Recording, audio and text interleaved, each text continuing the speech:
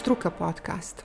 Struka podcast posvećen je promociji dualno organizovanog srednjeg stručnog obrazovanja koji podržava i promoviše učenje na dva mjesta. Također ima za cilj da pomogne boljem razumijevanju značaja i perspektiva srednjeg stručnog obrazovanja. Želimo da razgovaramo i o profesijama koje smo pomalo zanemarili. Kroz ove razgovore želimo da nađemo odgovore i predložimo rješenja za to što nam nedostaje djece u srednjim stručnim i tehničkim školama. Tražimo put do većeg broja kvalifikovanih ljudi za našu privredu. Moje ime je Dobrila Močević i vodim vas kroz Struka podcast. Današnja epizoda Struka podcasta ima pomalo poetski naziv Vjetar u leđa za život i snova, a mi pričamo o zakonima, propisima, nastavnim planovima i programima i kampanjama javnog informisanja sa našim gostom, direktorom Pedagoškog instituta Goražde, gospodinom Admirom Kurtovićem. U stvari, mogu da vas oslovim sa profesore, jer ste vi karijeru počeli kao profesor istorije, je li tako? I to upravo u srednjoškolskom centru, u kome ste kasnije bili i direktor. Pa to je jedno od zapošljenja, bile su dvije škole, tehnička škola i strukovna škola. Nakon 6 godina rada kao nastavnik, otišao sam za direktora srednje stručne škole Džemal Bjedić. Tu sam se profilisao, 8 godina sam obavljao. Trenutno sam sad na poziciji direktora Pedagoškog zavoda Bosansko-Posavskog kantona. Bile između te pozicije direktora srednje škole i direktora Pedagoškog zavoda, kratko ste se vratili u cipele profesora istorije. I ono što se meni čini jeste da ste u stvari prošli taj cijeli krug, da možete da sagledate koji su prednosti, koji su nedostaci, a koje su nam prilike za unapređenje srednjeg stručnog obrazovanja. A to je ono što ja volim reći kod sebe, da je nekako i moje profesionalno sazrijevanje išlo u principu sa sazrijevanjem stručnog obrazovanja, zasnovano na elementima dualnog obrazovanja na području našeg kantona, tako da moje iskustvo se nekako pomiješana zajedno sa tim što sam stekao kao čovjek koji sam radio u direktnu nastavi, kao rukovodioc ustanove i evo sada iz perspektive nekoga ako može sa strane da to posmatra i da direktno bude upravo to kao što rekao ste vjetar u leđa. Super. Bosansko-Podrinjski kanton angažovano radi na osavremenjavanju sistema obrazovanja i posebno je fokusirano na uvođenje dualnog sistema dualno organizovanog srednjeg stručnog obrazovanja. Koje ste korake preduzeli? Vi ste već 2 godine, je li tako, u ulozi direktora? Skoro 2 godine. Koje ste to korake preduzeli i dokle je taj proces u stvari stigao? Pa vidite, ja bi se malo vratio u principu nazvat u vrijeme kako smo mi to polazili. Mi ne možemo reći da je saradnja školi, odnosno obrazovnog sistema sa privredom nešto što je novo. Znači, to je svakako nešto što naš obrazovni sistem ima duboku tradiciju u nekim starim, ranijim vremenima gdje smo imali dobru saradnju obrazovnog sistema sa realnim sektorom, pogotovo kad govorimo o Goraždu kao sredini koji je uvijek ranije bio industrijski centar, industrijski grad gdje je većina stanovništva radilo i preživljavalo od industrijske proizvodnje, pa i sam sistem obrazovanja bio usmjeren prema tome da bude servis privrede, odnosno privrednih subjekata na području opštine Goražde, kasnije poslije novim vremenima kantona Goražde i tako dalje. Tako da naš obrazovni sistem svakako imao je određena iskustva u tom segmentu, međutim negdje se to poprilično bilo izgubilo.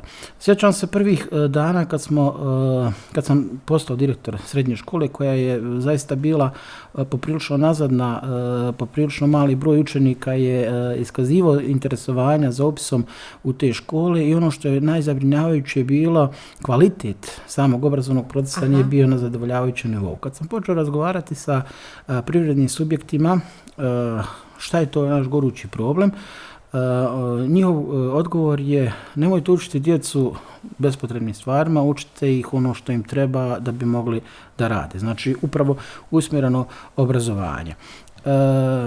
Ratna vremena, period bosansko-hercegovačke istorije doveo do toga da su obrazovne institucije poprilično stagnirale, poprilično su lošu infrastrukturu imale i poprilično su sporije to obnavljali u odnosu kako je brzo tekao privredni razvoj. Pogotovo u Goraždu gdje su se u zadnjih 15 godina pojavile kompanije, ja to volim reći, njemačke provenijencije koje svoje matice imaju u zapadnoevropskim zemljama, odnosno konkretno Njemačka, Austrija, i koje su užurbanim korakom išli u tom procesu modernizacije. Jednostavno, kao neko koji je bio u tom momentu na rukovodećoj poziciji, sam shvatio da ne možemo tehnološki pratiti, da obrazovni sistem ne može tehnološki pratiti ono što se dešava u prirodi i mi smo morali tražiti od njih pomoć. Kako, šta da radimo.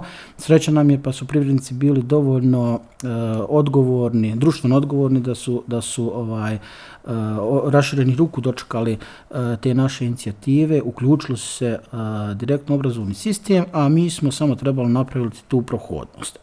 Zakonodavni sistem je kod nas poprilično bio neprilagođen i morali smo raditi određene izmjene. To smo krenuli prije 5-6 godina na području našeg kantona. Neki kantoni su još uvijek u tim procesima, odnosno ostali dijelovi zemlje. Ja mogu reći da je Bosanski Poljski kanton prvi kanton u federaciji i prva sredina u Bosni i Hercegovini koja je prilagodila taj zakonodavni okvir. Mi nismo uveli dualni sistem, mi ne možemo uvesti dualni sistem jer on se ne može preslikati u onakvom obliku kakav postoji na zapadu, ali smo dosta elemenata dualnog obrazovnog sistema uključili, inkorporirali u naš sistem i na taj način smo se poprilično dobro prilagodili potrebama poslodavaca, odnosno ojačali smo tu saradnju.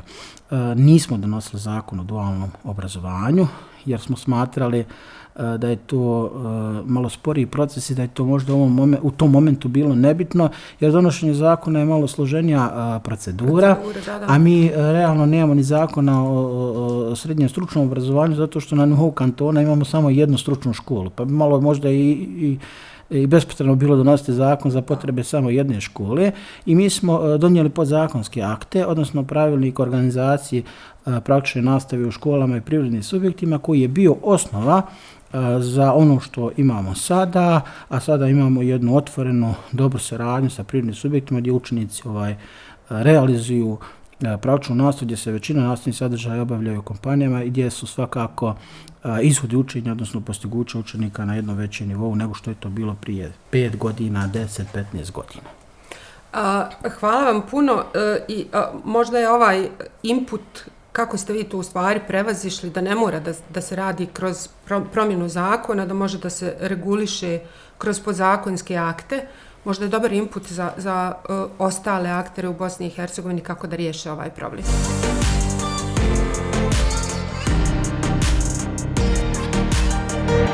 Ja bih da se vratim na nešto što ste na početku ispričali, kako su vam u stvari privrednici rekli da ono što vi radite u školama u tom trenutku da nije bilo aktuelno i nije odgovaralo njihovim potrebama. Kako ste provodili taj proces, možda da probamo i kroz to, koliko je to u stvari reflektovalo njihove potrebe, a kakva je situacija sad? Znači, da li se to još uvijek mijenja? Da li ste vi završili taj proces ili taj proces još teče? To je otvoren proces. Ja inače nisam zagovornik termina reforme obrazovanja. Meni je reforma pravo težak termin jer obrazovanje je otvoren sistem koji se svakodnevno mijenja, koji je svakodnevno otvoren na različite izmjene i prilagodljiv je u društvu i vremenu u kojem živimo. Znači nije neki zatvoren sistem koji mi trebamo reorganizirati od do. Svakako da je bilo propusta, odnosno problema. Prvi problem je taj loši tehnološki standard u našim školama. Mi jesmo puno toga ulagali u opremanje kabineta, ali tehnološki razvoj ide tako brzo da vi, recimo, ove godine možete kupiti računare, savremene softvere koji su za 3 godine već zastarjeli. Tako vam je i sa mašinama i sa svim tehnologijama.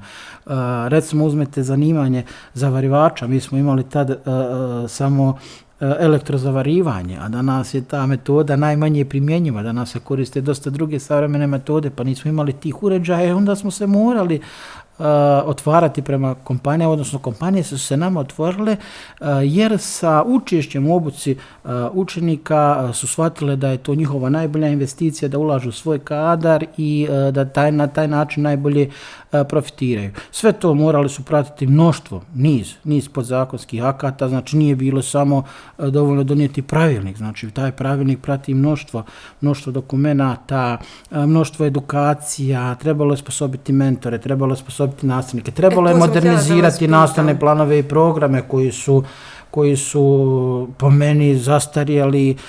Donijeli smo dosta novih nastavnih planova i programa, zahvaljujući prije svega partnerima koji su podržavali tu priču. Svakako mi ne bi mogli uspjeti sami, iako smo imali znači volju, želju, ali svakako vam treba i podrška drugih partnera, prije svega i nevladinog sektora, ali opet kažem, ništa ne bi mogli raditi da se privreda nije otvorila, odnosno da privreda nije dovoljno shvatila da je učešće u ovom obliku obrazovanja najveća investicija za njihov razvoj.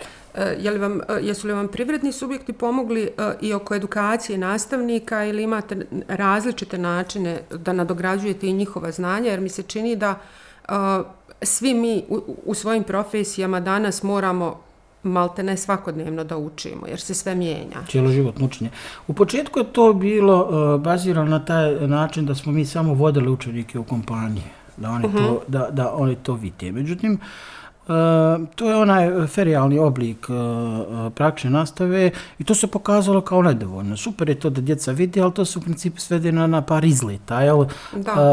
Ono što su privrednici insistirali jeste da učenici provedu radno, da provode tu praktičnu nastavu. Znači morali smo mi reformisati sve, morali smo uvesti nove nastavne planove i programe koji će prije svega sadržavati veći broj nastavnih sati praktične nastave, znači u tom kontekstu se išlo. S druge strane moralo se i modernizirati tehnologije koje su učile, znači bespotrebno da djeca uče neke stvari koje se više ne koriste, koje nisu konkurentne na tržištu, ali sve je to dugotrajan proces jer samo naše ulaganje države u obrazovni sistem nije dovoljno da bi se to preko noći uradilo. Na kraju možemo poraditi se sa susjednim državama, dosta ozbiljniju obrazovnu politiku vode u tom segmentu, ali nisu toliko puno odmakli u odnosu na ono što se dešava u razvijenim obrazovnim zemljama zapadne Europe. Naravno da su privrednici učestvovali u svemu.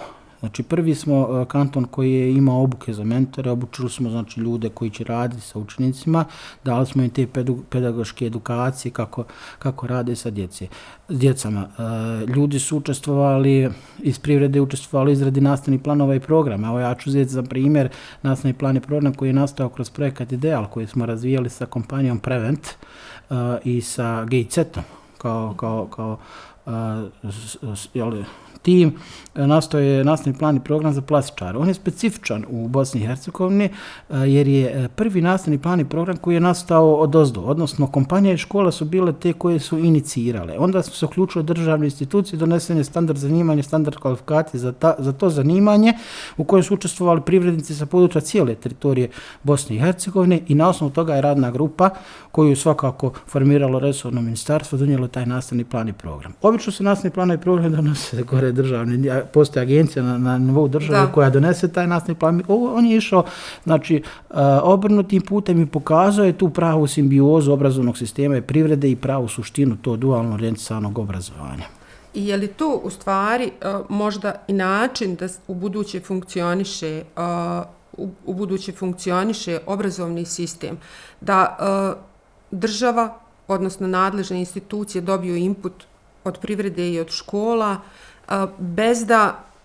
bez da imamo i dalje neka zanimanja koja su potpuno Pa po meni to jeste jedini ispravan način ako se postavimo tržišno. A moramo se postaviti tržišno. Ko su kupci, ko su klijenti? Škola. To su kompanije, to su firme. Znači, obrazovni sistem svoj proizvod, znači učenike treba da distribuira kompanijama, firmama. Mi moramo da čujemo ono, odnosno da uradimo ono što kupac traži od nas. Znači, ne možemo mi biti svrha samom sebi, a nažalost u većini naše države obrazovanje jeste svrha samom sebi. Profili zanimanja koja se upisuju su više usmjerena ka potrebi škola, ka potrebu nastavnika s kojima raspolažete. Teže se škole opredeljuju u te izazove za pronalaskom novih zanimanja, inovacija i tako dalje i negdje tapkamo u mjestu. Znači, jedini pravi ispravan način ako želimo da idemo u ovom pravcu, da budemo privredni servis, govorimo o stručnom obrazovanju, ovdje ne govorimo o gimnazijskom obrazovanju, ja nisam protiv tog oblika obrazovanja i to nama treba i fakulteti i visoke škole, ali kad govorimo o stručnom obrazovanju, ono zaista mora biti servis privrednog razvoja naše države, kako bi ušlo neka bolja vremena i za naše društvo i za sve nas. Znači, mislim da je to jedini pravi ispravan put. Ja bih se sigurno složila s vama, a vratit ću se, i sad ste to, malo ste me vratili na to i na početku ste rekli nešto što je jako važno. Učenici nisu toliko zainteresovani za srednje stručne škole, sad možda čak i pomalo kad su neki programi modernizovani, ali ključna stvar je da škola treba u stvari da odgovori potrebama i đaka na neki način. Sad, koje su sve tačno koristi za djecu kad pričamo o dualno organizovanom srednjem stručnom obrazovanju? Koja je to korist za djecu? I u smislu nastavnog procesa koji se odvija u školama i u smislu ovog drugog mjesta učenja koje je u privredi. Vidite, moje lično mišljenje, još smo mi daleko od toga da nam stručno obrazovanje postane primarno, odnosno da se daleko veći broj učenika upisuju ta zanimanja. Ja sam u svom profesionalnom razvoju stalno slušao izjave statistički veći broj djece se upisuje stručna zanimanja i tako dalje. Mislim da to nije tako, i da se puno prostora otvara promociji stručnog obrazovanja, odnosno benefitima koji zaista učenici dobijaju od tog segmenta. Sad, nama je problem u društvu, državi, zaista što mi nemamo strategije obrazovanja. Znači, ga imamo na nivou države, niti imamo na nivou ovih manjih lokalnih zajednica, pa i ne znamo. Znači, sad da nas neko pita šta mi želimo sa obrazovanjem u narednih 10-15 godina, to će vam malo ko moći reći, ali eto, možemo reći da ovo jedno od strategijskih opredjeljenja jeste upravo ovo stručno obrazovanje bazirano na elementima dualnog obrazovanja kao jačanje privrednog razvoja države. U tom segmentu smatram da moramo djeci ponuditi prije svega kvalitet. Znači, nastava mora biti bazirana na kvalitetu, na savremenim tehnologijama, na zanimljivosti. Škola mora biti otvorena, mora biti zanimljiva za djecu, kompanije moraju biti otvorene, zanimljive za djecu, interesantne, kako bi mogli da izvučemo iz djeteta, odnosno da dobijemo onaj pravi kvalitet. Stvari se mijenjaju, zanimljivo je da u neka zanimanja koja su bila totalno nepopularna u zadnjih par godina, govorimo o području našeg kantona, pojavljuje se sve veći i veći broj djece. Da li su djeca sad motivisana možda plaćanjem, nadoknadom koja se ostvaruje kroz realizaciju praktične nastave, možda samom činjenicom da im je poslije završetka školovanja garantovano zapošljenje, a znamo kakva je socijalna situacija u našoj državi, to može biti jedan od elemenata. Mislim da ne bi trebao biti presudan, nego zaista da s jednim kvalitetom, sa jednim zanimljivim obrazovanjem učenici dobiju ono što je za njih interesantno. Smatram da elementi dualnog obrazovanja ne bi trebali biti samo u trogodišnjim zanimanjima, u stručnim školama, apsolutno, nego da to treba biti u sve većem broju četverogodišnjih zanimanja. Ne vidim razlog zašto jedan ekonomski tenčar, poslovno-pravni tenčar, poljoprivredni tenčar ne može ići i obrazovati se po elementima dualnog obrazovanja, ali tu smo još poprilično daleko, evo konkretno u našem kantonu smo daleko od takvog oblika obrazovanja. Čini mi se da je tako i u drugim kantonima za sad, ali dobro je što postoji neki proces koji pomjera stvari unaprijed. Mislim da moramo svi zajedno više raditi na promociji ovog oblika obrazovanja i benefitima koje učenici dobijaju od svega toga.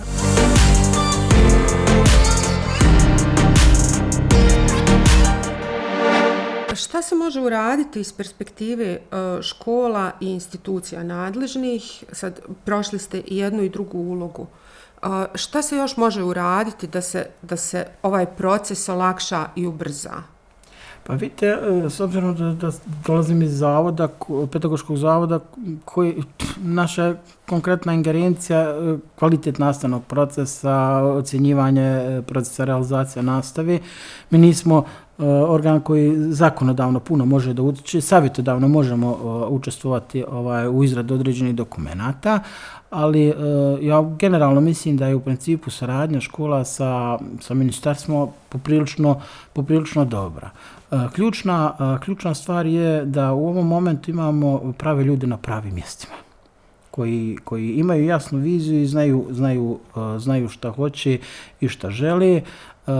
Iz perspektive posla koji obavljam sam siguran da će resorno ministarstvo na sve potrebe koje škole budu iskazivale odgovarati potvrdo i da će dati sve svoje kapacitete kako bi taj proces tekao. Jer on je krenuo, on je poprilično i odmakao i on se neće zaustavljati. Može biti određeni problema, recimo pandemija je izazvala određene probleme, što sama činjenica da nismo mogli djecu slati u te sredine. S druge strane i ekonomski su kompanije osjetile posljedice pandemije, tako da je to malo stalo. Sjećam se, pred samu pandemiju je negdje oko 60 do 70% učenika bilo raspoređeno u kompanije škole u kojoj sam bio direktor. Sad je to dosta manje upravo zbog posljedica pandemije. I ti će se problemi vjerovatno dešavati, ali je proces neizbježno započeo, dobro je odmakao i mi samo možemo dodatno uraditi nadgradnju samog tog sistema. Mi to radimo. Evo već planiramo dodatne obuke za nove mentore. Bosansko-Posavski kanton je prvi kanton koji ima svoje master trenere koji mogu da obučavaju mentore svojim resursima. Znači to u okviru ministarstva, u okviru naših kompanija. Upisna politika se stalno orijentiše prema tome da stalno nudimo neka nova rješenja, nova zanimanja koja su zanimljiva i djeci i privrednicima, tako da mislim da ovaj proces uopšte nije upitan, da će on i dalje ići, samo kojim tempom to zavisi od ljudi koji ga budu usmjeravali, odnosno rukovodili. Još ću samo za kraj da vas pitam nešto što se odnosi možda na širu sliku. Zašto je za bosansko-hercegovačko društvo neophodno, važno dualno organizovano srednje stručno obrazovanje? Šta mi imamo od toga? Da skratim na narodnom, šta imamo od toga? Pa mislim da je jedino rješenje za ovakvu situaciju koja se nalazi naše društvo jeste jačanje privrede, bolji ekonomski standard, bolji uslovi života za naše ljude koji će nas svakako isključiti iz ove svakodnevnice s kojom smo, političke svakodnevnice kojom smo nažalost svi preopterećeni, tako da jačanje privrednih resursa, znači svih segmenata Bosne i Hercegovine, bazirano na kvalitetnom obrazovnom sistemu je svakako dobra viza za budućnost. Hvala vam najljepše, gospodine Kurtović. Hvala vam.